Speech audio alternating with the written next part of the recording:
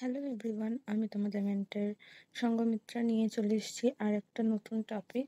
আজ থেকে আমরা পড়ব কিডনি ডিজিজের ব্যাপারে। তো সেটার জন্য ফার্স্টেই আমরা যেটা দেখব না, কিডনি ফাংশনস কী কী সেটা আমরা জেনে নেব। ঠিক আছে, তাহলে স্টার্ট করা যাক। দেখো, প্রথমেই কি বলছে, কিডনির ফার্স্ট ফাংশন কি না, excretory function. Primary role of kidney is removal of metabolic waste product from body. এইটাই হলো কিডনির প্রাইমারি বা প্রধান ফাংশন, যে মেটাবলিজমের যেই ওয়েস্টগুলো হয় সেগুলোকে বার করা। কি ওয়েস্ট না, যেরকম ইউরিয়া প্রোটিন মেটাবলিজমে এটা তৈরি হয়, ক্রিয়েটিনিন মাসেলের মেটাবলিজমের সময় তৈরি হয়, ইউরিক অ্যাসিড নিউক্লিক অ্যাসিডের মেটাবলিজমের সময় তৈরি হয়, অ্যামাইনো অ্যাসিড, তার সাথে সাথে কি অ্যামোনিয়া, H+ আয়ন, সালফেটস, টক্সিনস আর ড্রাগস কোনো যেগুলো ইনটেক করেছে এক্সেস, সেইগুলো হলো মেজর ওয়েস্ট হিসেবে এক্সক্রিট করা হয়। This prevents accumulation of nitrogenous West causing uraemia and maintain a non toxic environment of the body. ঠিক আছে, তো ওয়েস্ট সিক্রিশন করে কি হয় না, নাইট্রোজেনাস ওয়েস্ট বডিতে জমতে দেয় না, যার জন্য ইউরেমিয়া হয় না। What is uraemia? ইউরেমিয়া হলো যখন বডিতে এক্সেস নাইট্রোজেন, ব্লাডের মধ্যে এক্সেস নাইট্রোজেনাস কম্পাউন্ডস জমে টক্সিন বা টক্সিসিটি প্রডিউস করে, সেটাই হলো ইউরেমিয়া। এবং তার ফলে কি হচ্ছে না, এক্সক্রিশনের জন্য টক্সিন এনভায়রনমেন্টটা বডিতে তৈরি হয় না। নেক্সট ফাংশন কি না, সেকেন্ড ফাংশন হলো regulation of fluid and electrolyte balance.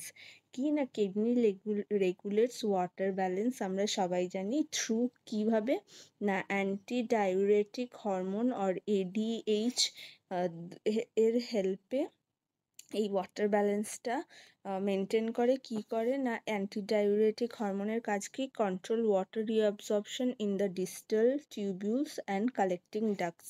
ঠিক আছে, ওয়াটার যখন ফিল্ট্রেশন হয় গ্লোমেরুলাস দিয়ে, তখন যেই ওয়াটারটা ফিল্ট্রেট হচ্ছে সেটাকে ডিস্টাল টিউবিউলসে আর কালেক্টিং ডাক্ট থেকে আবার রিঅ্যাবজর্ব করে বডিতে রেখে দিতে সাহায্য করে হলো এই এডিএইচ হরমোন। ঠিক আছে, তার সাথে সাথে কি করে, ওয়াটার ফ্লুইড রেগুলেশনের সাথে সাথে না ইলেকট্রোলাইট ব্যালেন্সও করে। কি করে করে না, দেখো, সোডিয়াম ক্যালসিয়ামের একটা ব্যালেন্স করে, অসমোটিক ব্যালেন্স বা ব্লাড প্রেশারের জন্য।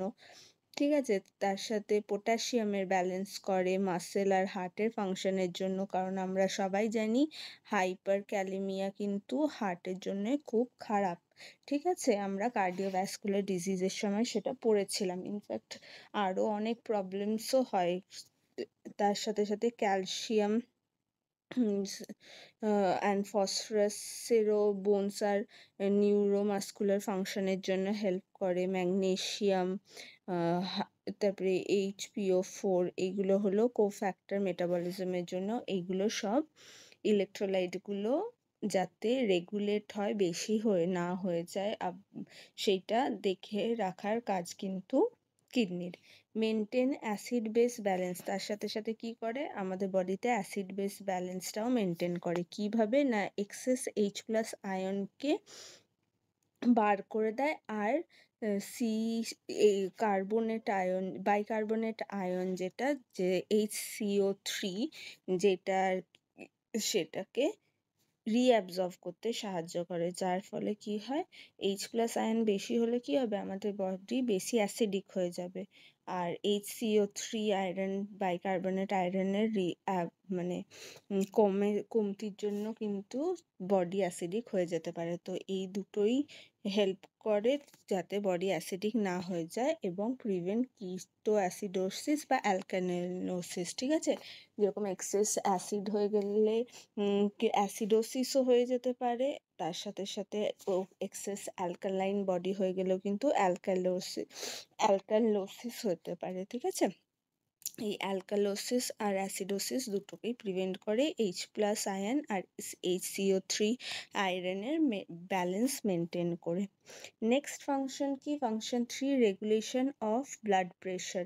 ব্লাড প্রেশার রেগুলেট করতেও কিন্তু কিডনি আমাদের হেল্প করে। কিভাবে না, এটাকে বলে রেনিন অ্যাঞ্জিওটেনসিন অ্যালডোস্টেরন সিস্টেম বা RSS system.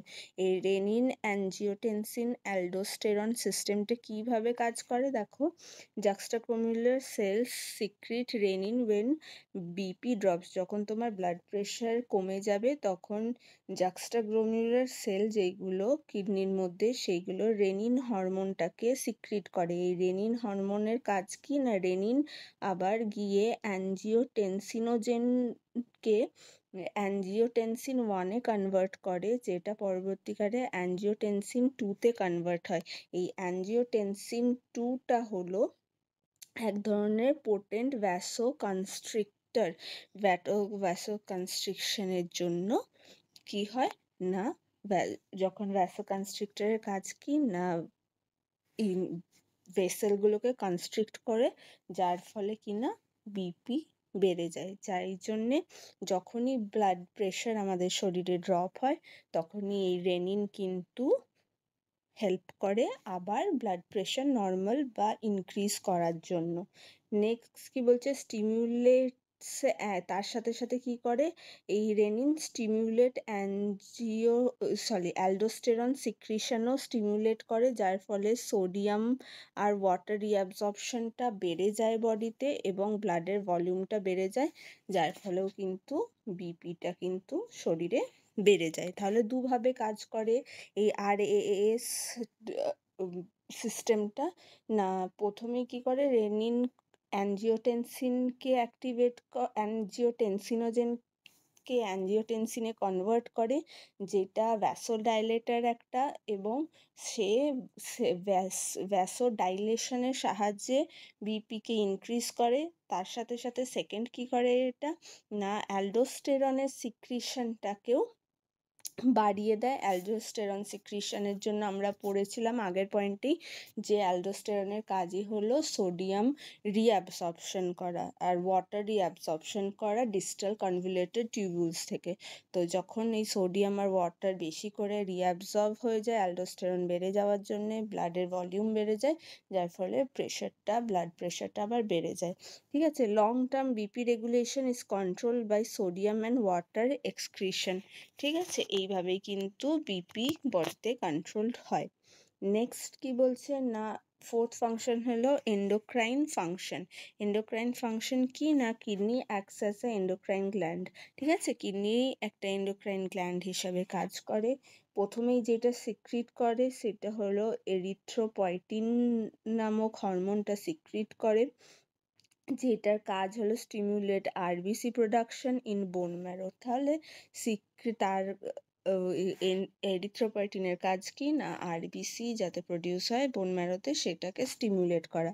সিক্রিটেড when oxygen level in blood is low or hypoxia. ঠিক আছে, এই এরিথ্রোপয়েটিনটা কখন সিক্রিট হয়, যখন অক্সিজেন লেভেল ব্লাডে লো হয়, যার ফলে কি হয়, বডি সিগন্যাল পাঠায় যে আরও পরিমাণের অক্সিজেন লাগবে, তার জন্য আরও বেশি করে রেড ব্লাড সেল বডিতে প্রডিউস করতে হবে।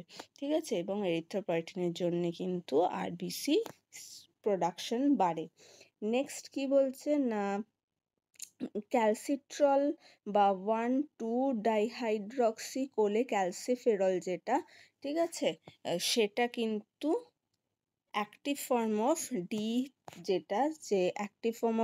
যেটা D3, সেটা কিন্তু এই কিডনি সিক্রিট করে, এবং মানে সিক্রিট করে না, ইনফ্যাক্ট মানে কনভার্ট করে ভিটামিন ডি কে অ্যাক্টিভ ফর্মে।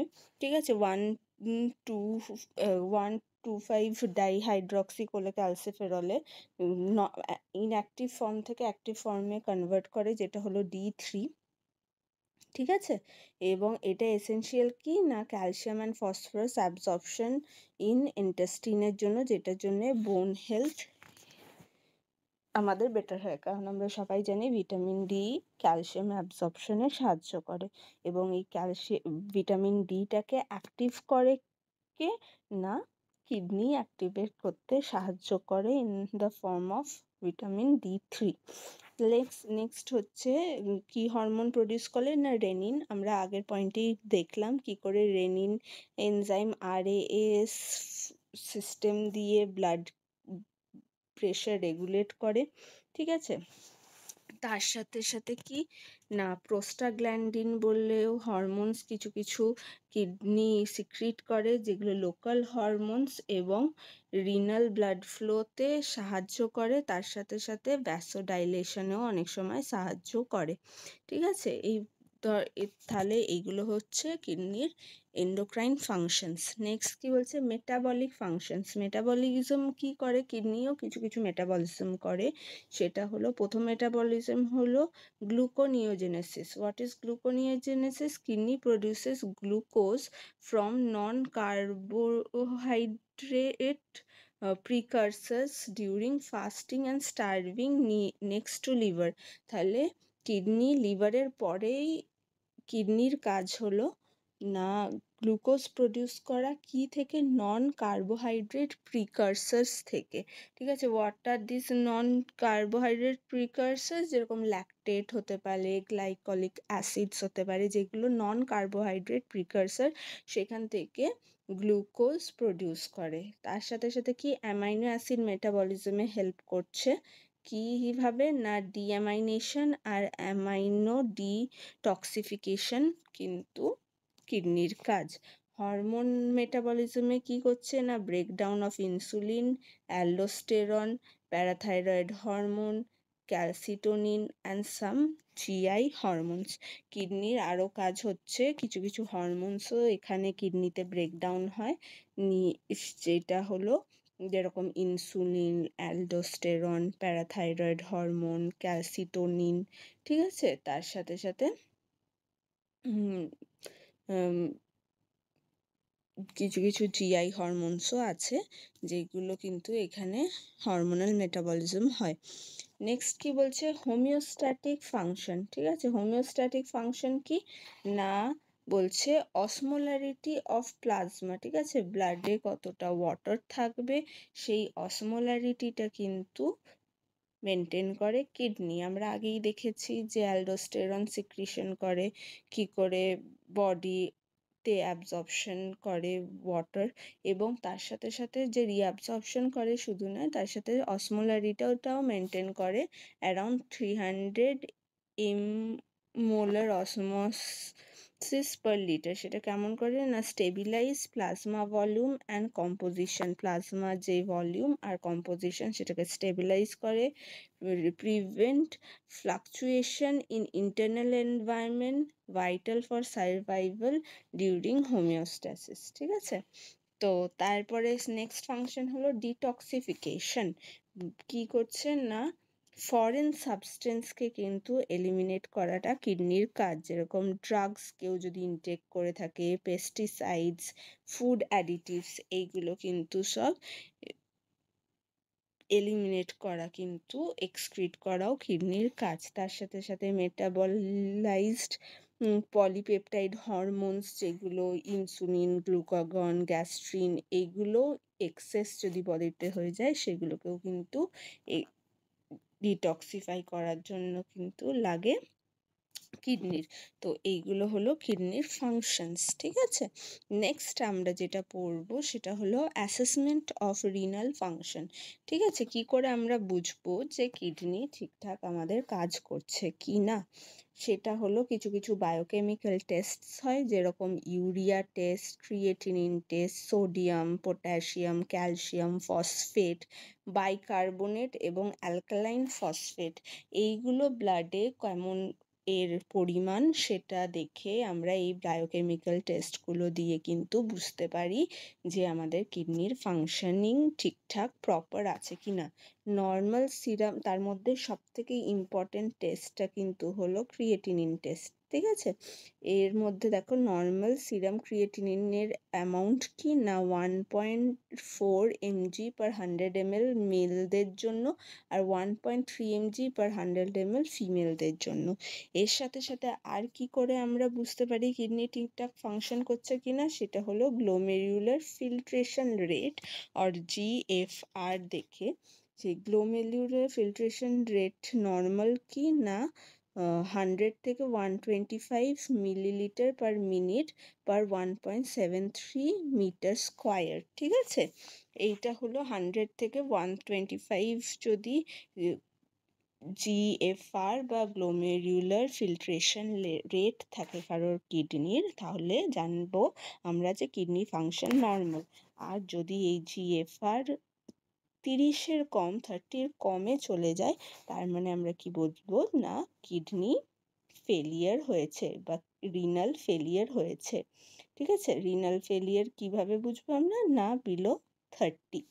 তো এইটা আমরা দেখলাম ফাংশনস অফ কিডনি, আর তার সাথে সাথে কিডনি ফাংশনটা ঠিক করছে কিনা কিভাবে আমরা বায়োমেট্রিক বায়োকেমিক্যাল টেস্ট দিয়ে ডিটেক্ট করতে পারবো। নেক্সট আমরা কিডনি ডিজিজের দিকে চলে যাব। ফার্স্ট সেই ডিজিজটার ব্যাপারে আমরা পড়বো এবং তার ম্যানেজমেন্টের ব্যাপারে পড়বো, সেটা হলো গ্লোমেরুলো নেফ্রাইটিস। What is glomerulonephritis? এটা হলো একটা টার্ম যেটা কিনা একটা গ্রুপ অফ কিডনি ডিজিজকে ডিটেক্ট করে, যার ক্যারেক্টারিস্টিক্সই কিনা ইনফ্লামেশন অফ দ্য গ্লোমেরুলি, যেটা কিনা টাইনি ফিল্টার্স ইন কিডনি। ঠিক আছে, কিডনির মধ্যে যে টাইনি ফিল্টার্সগুলো থাকে বা গ্লোমেরুলাস বা মাল্টিপল যেগুলো গ্লোমেরুলি, সেই গ্লোমেরুলিগুলো যখন ইনফ্লামেশন হয়, ফুলে যায়, সেই রোগটাকে বলে glomerulonephritis. This inflammation can interfere with kidneys ability to filter waste excess fluid from the blood, potentially leading to kidney damage or failure if untreated. তো এই কিডনির যে গ্লোমেরুলিগুলো সেইগুলো যদি ইনফ্লামেশন হয়ে যায়, তাতে কি হতে পারে না কিডনির যে ফিল্ট্রেশনের ক্ষমতা সেটা নষ্ট হয়ে যাবে, কারণ ওইগুলোই হলো কিডনির ফিল্টারিং ইউনিট, এবং সেই ফিল্টারটাই যদি ইনফেক্টেড আর ইনফ্লামেটেড হয়ে থাকে তাহলে কিডনি ঠিকঠাক করে ফিল্টার করতে পারবে না, যার ফলে কি হবে বডিতে এক্সেস ফ্লুইড জমবে, বডিতে টক্সিনস জমবে, এবং তার ফলে কি হতে পারে পরবর্তীকালে এই গ্লোমেরুলোনেফ্রাইটিস থেকে আরও সিভিয়ার কিডনি ড্যামেজেস এবং কিডনি ফেলিয়ারও হয়ে যেতে পারে মানুষের। তো সেই জন্যে গ্লোমেরুলোনেফ্রাইটিসের ম্যানেজমেন্টটা খুবই ইম্পর্টেন্ট। কমনলি অ্যাকিউট গ্লোমেরুলোনেফ্রাইটিস কাদের মধ্যে হয় না 3 থেকে 10 বছরের বাচ্চাদের মধ্যেও দেখা যায়, কিংবা অ্যাডাল্ট হলে 30 থেকে 50-এর মধ্যে এইটা সাধারণত দেখা যায়। দেখো কজ কি কি হয় না, কজেসগুলোর মধ্যে কি কি পোস্ট ইনফেকশিয়াস কজ। ঠিক আছে, এটাই হলো সব থেকে কমন কজ, যে কোনো ইনফেকশন হয়েছে তার ফলে কিডনির ফিল্টার্সগুলো বা গ্লোমেরুলাসগুলো সব ইনফ্লামেশন হয়ে যাচ্ছে। এই ইনফেকশনটা কিসের ইনফেকশন না স্টেপ্টোকক্কাল ইনফেকশন, থ্রোটে বা স্কিন ইনফেকশন। এই ইনফেকশনগুলো যদি হয় তাহলে কিন্তু বাচ্চাদের 3 থেকে 10 বছর কিংবা বড়দের মধ্যে এই গ্লোমেরুলোনেফ্রাইটিসটা হতে পারে। নেক্সট কি বলছে, ইমিউন রিলেটেড কিছু কিছু কজেস আছে, যেরকম IgA নেফ্রোপ্যাথি যদি হয় কারোর, গ্লোবিউলিন এর জন্য যদি কোনো নেফ্রোপ্যাথি হয়, যেটাকে আমরা বার্জার ডিজিজ বলি, সেটার জন্য হতে পারে। লুপাস নেফ্রাইটিস একটা ডিজিজ, যেখানে লুপাস ডিজিজের জন্য নেফ্রনের প্রবলেম হয়, সেখানেও হতে পারে কজ। তার সাথে সাথে কি বলছে না গুড প্যাশ্চার সিনড্রোমটা কি না অ্যান্টি-GBM ডিজিজ, সেটা কি না গ্লোমেরুলাসের যে বেস মেমব্রেন, সেই বেস মেমব্রেনটা কিন্তু ঠিকঠাকভাবে এই GBM এর ক্ষেত্রে অ্যান্টি-GBM ডিজিজের ক্ষেত্রে কি হয়, এই গ্লোমেরুলো যেই অ্যান্টিজেনটা আর কি, এই ক্ষেত্রে যেহেতু নিজেই নিজের বডি নিজের সেলসগুলোকে ডিটেক্ট করতে পারে না, ঠিক আছে, এটা অটো ইমিউন ডিজিজ বলে। এবং গ্লোমেরুলাসের যে বেসগুলো, সেই বেসমেন্টের মেমব্রেনগুলো কিন্তু এ নষ্ট করে দেয়, তখনও কিন্তু সেই ক্ষেত্রে কিন্তু ইনফ্লেমেশন হতে পারে। নেক্সট কি বলছে না, ভ্যাসকুলারাইটিস বলেও এক ধরনের ইমিউন রিলেটেড বা অটো ইমিউন রিলেটেড ডিজিজ হয়, যার ক্ষেত্রেও কিন্তু গ্লোমেরুলোনেফ্রাইটিস হতে পারে। এছাড়া আরও কি কজ আছে না, ইনফেকশন আমরা তো দেখলাম স্টেপ্টোকক্কাল ইনফেকশনের জন্য হয়, তার সাথে সাথে আরও কিছু ইনফেকশন যেরকম হেপাটাইটিস বি, হেপাটাইটিস সি বা HIV, ঠিক আছে, জেনেটিক কিছু ফর্মের জন্য কিন্তু এইগুলো হতে পারে। মেনলি কিন্তু সবথেকে কমন কজ কিন্তু পোস্ট ইনফেকশন অফ স্ট্রেপ্টোকক্কাস, আর তারপরে কিন্তু immune related specially IgA related problems আর এই GBM ডিজিজ, ঠিক আছে, এইগুলো হলো সবথেকে কমন কজ। নেক্সট কি বলছে, সিমটমস কি আছে, ঠিক আছে, তো সিমটমসের মধ্যেই কী করে আমরা বুঝবো যে গ্লোমেরুলোনেফ্রাইটিসের কন্ডিশন হতে পারে, সেটা হলো প্রথমে হেম্যাচুরিয়া দেখা যাবে। হোয়াট ইজ হেম্যাচুরিয়া না, ব্লাডের মধ্যে কিন্তু ইউরিন দেখা যাবে।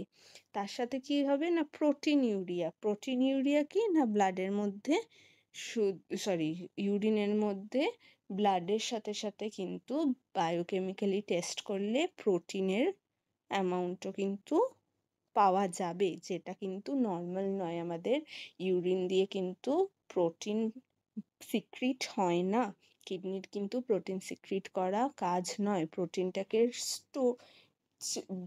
বডিতে ধরে রাখাই কাজ, প্রোটিন ফিল্টার হয় না। কিন্তু তাও যদি ফিল্টার হয়ে ইউরিন দিয়ে বেরোয়, সেইখানে কিন্তু বুঝতে হবে গ্লোমেরুলোনেফ্রাইটিস হওয়ার চান্স আছে। তার সাথে সাথে ইডিমা হতে পারে, কারণ সোডিয়াম আর ওয়াটার রিটেনশন হতে পারে, ঠিক আছে, ঠিক করে ফিল্টার হবে না, যার ফলে এক্সেস ওয়াটার, এক্সেস সোডিয়াম যেটা এক্সক্রিশন করে বেরিয়ে যাচ্ছে, বডির এক্সেস ওয়েস্ট বেরিয়ে যাবে, সেগুলো বেরোবে না, যার ফলে ইডিমা হতে পারে। তার সাথে হাইপারটেনশন হতে পারে, কারণ সিমিলারলি বডিতে ফ্লুইডের অ্যাবজর্পশন, যেহেতু ফিল্ট্রেশন হচ্ছে না, ওয়াটারের ভলিউম বেড়ে যাবে, যার জন্য ব্লাড প্রেশার বেড়ে যাবে, হাইপারটেনশন হবে। তার সাথে সাথে কি হবে, অলিগিউরিয়া বা অ্যানিউরিয়া। তো হোয়াট ইজ অলিগিউরিয়া হচ্ছে যখন বডিতে যেটা নর্মাল ইউরিন পাস হওয়ার কথা, এক্সক্রিট হওয়ার কথা, তার থেকে কম এক্সক্রিট হবে, সেটাকে বলে অলিগিউরিয়া। আর অ্যানিউরিয়া হচ্ছে যখন কোনো রকমই ইউরিন এক্সক্রিট হবে না। তো যেহেতু ফিল্ট্রেশনের প্রবলেম হয়, সেই ক্ষেত্রে অলিগিউরিয়া মানে রিলেটিভলি কম ইউরিনও পাস হতে পারে, আবার সিভিয়ার কেসে অ্যানিউরিয়া বা একদমই ইউরিন এক্সক্রিশন বন্ধ হয়ে যেতে পারে, ঠিক আছে। তার সাথে সাথে ইউরেমিয়া হবে। ইউরেমিয়া কি না, বডিতে নাইট্রোজেন ওয়েস্টের অ্যামাউন্ট বেড়ে যাবে, ব্লাডে নাইট্রোজেন ওয়েস্টের অ্যামাউন্ট বেড়ে যাবে, টক্সিন প্রডিউস হবে, বডিতে টক্সিনের অ্যামাউন্ট বেড়ে যাবে, যার ফলে কি না, এইটা লক্ষণ হলো ইউরেমিয়া যদি হয় যে কিডনি ফেলিয়ার হয়ে যেতে পারে, এটা কিন্তু এক্সট্রিম কেসে দেখা যায়। এর সাথে সাথে ইউরিন রিলেটেড কি প্রবলেমস হয়, সেইগুলো ফিল্ট্রেশনের জন্য সেইগুলো দেখলাম। তার সাথে সাথে আদার সাইন্স কিছু আছে, যেরকম শর্টনেস অফ ব্রেথ, হাঁপানি হতে পারে, ট্র্যাকিকার্ডিয়া। হোয়াট ইজ ট্র্যাকিকার্ডিয়া, যেটা হলো হার্টবিট নর্মালের থেকে যদি, ট্র্যাকিকার্ডিয়ার মানেটা কি না, ট্র্যাকিকার্ডিয়া যদি আমাদের বডিতে হার্টবিটের রেট বেড়ে যায়, সেটা হলো ট্র্যাকিকার্ডিয়া। তার সাথে সাথে অ্যানোরেক্সিয়া হতে পারে, না খাওয়ার টেন্ডেন্সি, আর ফ্যাটিগও হতে পারে। ঠিক আছে। এরপরে কি বলছে, ডায়েটারি ম্যানেজমেন্ট কি করতে হবে না, ডায়েটারি গোলস কি, মেনটেন নিউট্রিশনাল অ্যাডিকুয়েসি করতে হবে, রিডিউস কিডনিতে বার্ডেন, ইডিমা কন্ট্রোল, হাইপারটেনশন আর ইউরেমিয়া কন্ট্রোল করতে হবে, আর ইলেকট্রোলাইট ইমব্যালেন্সটা প্রিভেন্ট করা। প্রথম কাজই হলো এনার্জির 35 থেকে 40 kilo calorie per day, KG per day অবধি বা বড়দের দেওয়া যেতে পারে। বাচ্চাদের জন্য 80 kilo calorie per KG per day দেওয়া যেতে পারে। সোর্স অফ কার্বোহাইড্রেট, সোর্স কি না, কার্বোহাইড্রেট যেরকম রাইস, ব্রেড, সিরিয়াল, সাগো, ঠিক আছে। এর সাথে সাথে এনার্জির ফ্যাটের সোর্স হতে পারে। রেশনাল কি না, prevents catabolism and spares body protein. Energy যদি আমরা কার্বোহাইড্রেট আর ফ্যাট থেকে বেশি দিই, সেক্ষেত্রে প্রোটিনের স্পেয়ারমেন্ট হয় বডিতে, বডি প্রোটিন বেশি ইউজ করে না, যার ফলে প্রোটিন ক্যাটাবলিজম কম হয় এবং ইউরিয়া প্রোডাকশন কম হয়, যার ফলে কিডনিতে লোড কম পড়ে। নেক্সট কি বলছে, protein depends on severity and renal function, কেমন সিভিয়ার, কতটা সিভিয়ার গ্লোমেরুলোনেফ্রাইটিস এবং রিনাল ফাংশনটা কতটা খারাপ হয়েছে তার উপর নির্ভর করছে কতটা প্রোটিন, ঠিক আছে।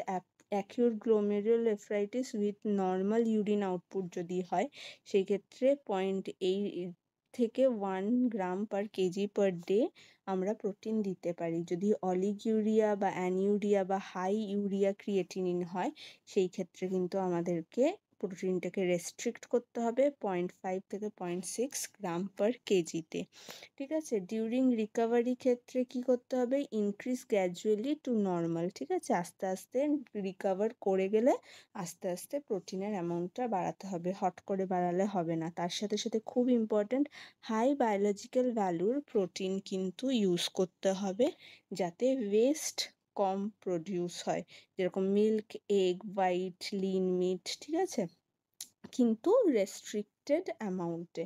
পুরোটাই নির্ভর করছে কতটা ফিল্ট্রেশন হচ্ছে তার উপর। নেক্সট বলছে sodium, restrict if oedema, hypertension আর অলিগিউরিয়া। যদি ইডিমা, হাইপারটেনশন বা অলিগিউরিয়া হয়, তাহলে কিন্তু সোডিয়ামের রেস্ট্রিকশন করতে হবে। মাইল্ড কেসের ক্ষেত্রে 1.5 to 2 গ্রাম পার ডে আমরা সোডিয়াম নিতে পারি। সিভিয়ার ইডিমাতে বা হাইপারটেনশনে less than 1 gram per day sodium আমাদের নিতে হবে। অ্যাভয়েড করতে হবে কি, pickle, papad, chips, baked item, process food, salt, butter, এইসব জাতীয় জিনিস যেগুলো মেনলি প্রসেসড, এবং ফাস্ট ফুড, প্রিজারভেটিভস দেওয়া যাতে সোডিয়ামের অ্যামাউন্ট বেশি থাকে, সেগুলোকে কিন্তু আমাদের আটকাতে হবে। নেক্সট বলছে পটাশিয়ামের ক্ষেত্রে কি না, restrict if only oliguria, anuria আর হাইপার ক্যালিমিয়া যদি হয়, মানে এই রোগ অলিগিউরিয়া, অ্যানিউরিয়া মানে ব্লাড ইউরিনের প্রোডাকশন একদম কম বা একদম বন্ধ, কিংবা হাইপার ক্যালিমিয়া মানে এক্সেসিভ পটাশিয়াম বডিতে হয়ে গেছে, এইগুলো হলেই পটাশিয়াম রেস্ট্রিকশন দরকার। তাছাড়া লো পটাশিয়াম ফুড রেকমেন্ড করতে হবে, যেরকম Apple, papaya, grapes, pineapple, watermelon, cucumber, এই ধরনের আমরা ফ্রুটস অ্যান্ড ভেজিটেবলস খেতে পারি।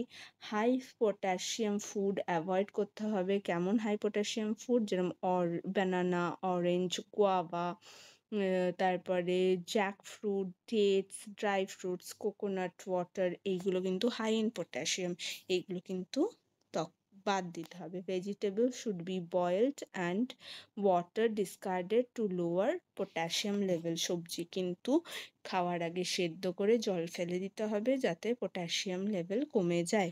ফ্লুইডসের কি করতে হবে না, strictly control depending on urine output.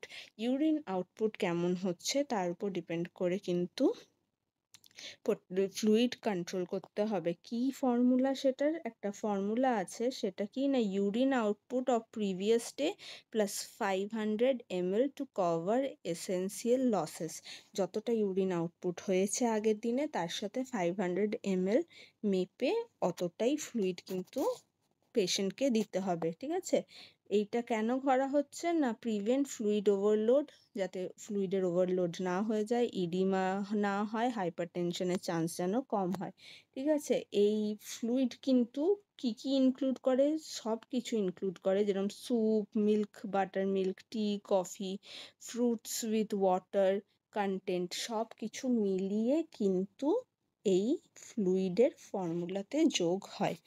Next বলছে কি ফসফরাস, ফসফরাস কি restricted in chronic long term long standing glomerular nephritis to prevent বোন কমপ্লিকেশন।